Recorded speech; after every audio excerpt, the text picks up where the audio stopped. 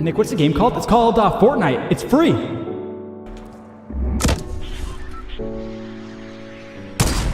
Oh, baby! Oh!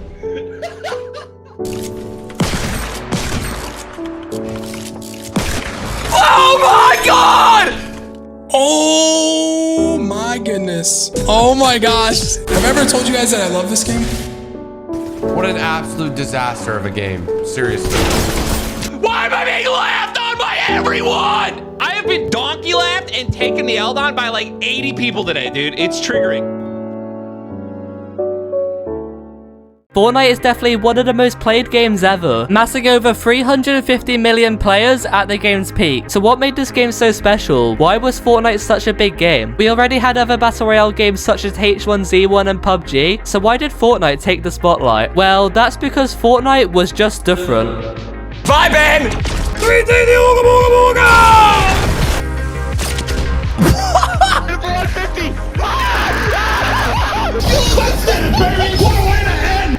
Fortnite first released as Save the World with no intentions of a battle royale on the 25th of July 2017, but the game didn't receive really any exposure at this point. Seeing its success on the big game PUBG, Epic Games decided to hop on the battle royale idea and released Fortnite Battle Royale on the 26th of September 2017, which became an instant success. It became so much of a success, Fortnite was slowly taking over games like Minecraft and GTA 5. But this game was completely different to PUBG. This game had cartoon-like graphics to appeal to all audiences, and it used a brand new mechanic that no other battle royale game has ever used: building. Building was intended to take cover and build fortresses to block over opponents, but got taken advantage of really quickly. I'll come back to this later, but now let's move on to something else. By the end of 2017, Fortnite already had over 20 million people playing their game. By this point, everyone could tell this game was the next big thing. With famous clips surfacing of rocket rides, crazy snipes, and hilarious glitches, everyone knew Fortnite was going to stay for a long time. Everyone started talking about the game in school, posting their wins on Snapchat, and grinding for the victory umbrella, and Epic had the perfect idea to increase that player count and keep the people addicted by ending season 1 and starting a brand new fresh season. Season 2 came out including a battle pass with 70 different tiers. This kept most of the player base online nearly 24/7. We also had streamers like Ninja, Nick830 and CypherPK slaying the game on Twitch, streaming daily to thousands of viewers, which added even more exposure to Fortnite. These exact streamers would soon become some of the biggest Fortnite streamers ever. In season 3, we got another battle pass featuring 100 tiers this time, and this season is where Fortnite really started to take off because of the iconic John Wick skin. This exact skin became one of the first tryhard skins ever because of the huge Fortnite memes like "When you shoot a John Wick once," which racked up over 10 million views. And here is where we return to the building topic. Playground mode just came out, and players would use playground mode to warm up and practice building, and this exact game mode changed Fortnite forever. It was no longer building bases and walls to protect yourself. Instead, it became a competitive advantage to build battle and perform high ground retakes. And in the next few seasons, the community really didn't like what happened to building. The next big thing to happen in Fortnite history was the 2018 Pro AM. This was a big tournament where a bunch of Fortnite pros and celebrities would compete for $3 million for charity. This tournament also had Marshmello competing as Ninja's teammate. They even went on to winning the tournament. This is probably the first huge experience in Fortnite history. He has to do is breathe on him and he's gonna get the win. Ninja gets the $1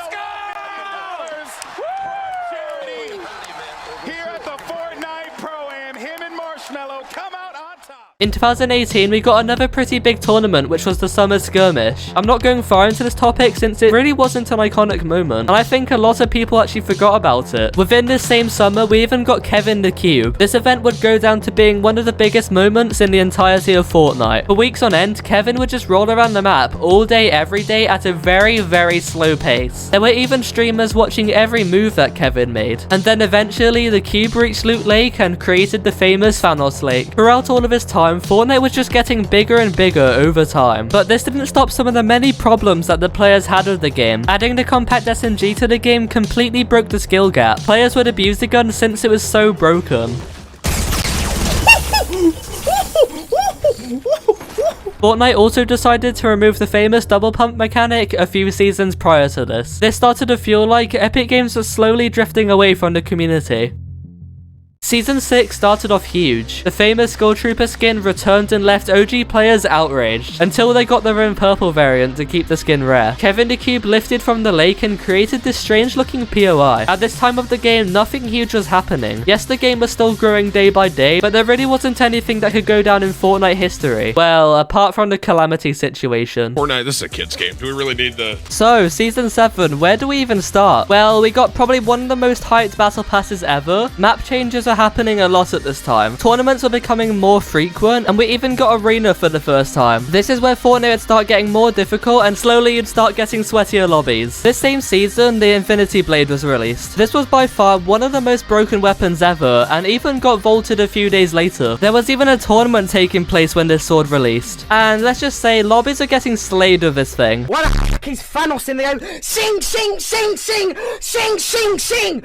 Why? Is that in the game? Sing, sing! Fast forward a few months later and we probably got the biggest event to ever exist, the Fortnite World Cup. This tournament started off as a weekly thing where pro players would play competitive matches and attempt to qualify. So obviously the best of the best qualified. We had players like Mongrel, Clicks, Benji Fishy and even Tfue competing to win the huge $3 million cash prize. There were so many iconic moments within this tournament, Skeptic taking the L on another team and getting destroyed seconds later, and the most iconic clip of them all, Booga winning the World Cup at 16 years old. Your world champion, Booga!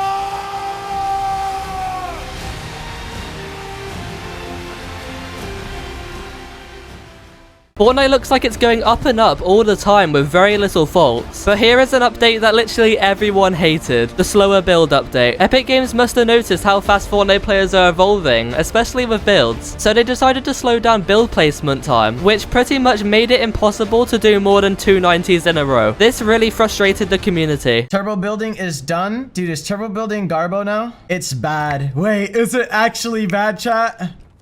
Oh my God, dude!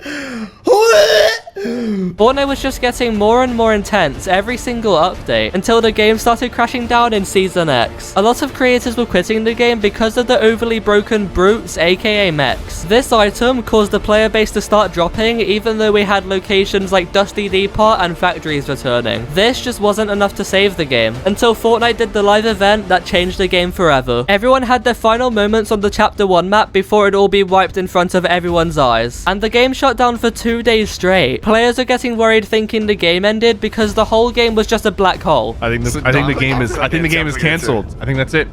Fortnite's over. Guys, what if Fortnite actually ended? I'm not even trolling. Yeah, it probably could have. This exact update completely revived the game because players were excited to see a new map, new mechanics, new weapons, and of course a whole new battle pass. But this season got stale extremely fast because we only got one update that whole season, which literally just added a harpoon gun. Content creators got a huge benefit though. This was when icon skins first started. Ninja was the first streamer to get his own skin. It looks just like me. Oh my God. Chapter 2 Season 2 was the game's peak. The pandemic just became serious and lockdown was happening. But for Epic Games, this was amazing. Because schools were shutting down, this equals to students staying home and grinding Fortnite every single day. And this is where Fortnite's player count hit the peak. Fortnite montages were trending and the game was constantly getting more competitive since everyone was home. This season was one of the most successful seasons ever for Epic. But again, something big happened. Fortnite's V-Bucks prices changed on every platform and Apple did not agree with that idea. So Apple went on and decided to ban Fortnite off their stores and lawsuits were taking place. And this is where #FreeFortnite took place. #FreeFortnite became a tournament to unlock this Tart Tycoon skin. Fortnite for Apple players were stuck on this exact season for years. So this was the end of Fortnite Mobile. But this for sure wasn't the end of the game because FNCS took place. This was another huge tournament, kind of similar to the World Cup. At this time, we had different streamers breaking through the Fortnite competitive scene. Players like Clicks, Ronaldo, and Benji Fishy. Doing the stinky in the open. Skip a few months and another big streaming event happened. The big Fortnite pro player Jarvis that got banned for cheating decided to troll the internet by returning to Fortnite and streamed the experience live. The reason this became so huge was because Jarvis got banned mid-stream and this shocked everyone. You are kidding me, bro! Oh my God! Oh my God! Oh my, no way. More creators such as Laserbeam, Lachlan, and Loserfruit were getting their own skins, so it really didn't look like Fortnite was going anywhere. Well, some would say otherwise. The next few seasons were boring and slow-paced. The loot pool wasn't up to player standards, and the Fortnite updates were almost pointless, giving barely any new content. Fortnite was decreasing in viewership and playership fast, but they didn't seem to do much at the time. Maybe Epic weren't worried and had things planned, and yes, for sure they did. Ending Chapter 2 a few seasons early was extremely smart, because a new map equals new players and OG players returning. People loved Chapter 3 Season 1. We got returning locations like Shifty Shafts and Tilted Towers. We got the huge Spider-Man collab with the web shooters as a playable item. Everyone was in love with this new chapter, just like how everyone loved Colombo. And from then on, Fortnite has stayed around the same popularity. So is Fortnite dying? To be honest, it may not be as huge as it was, but I can easily say Fortnite isn't over at all. Don't forget to like and subscribe.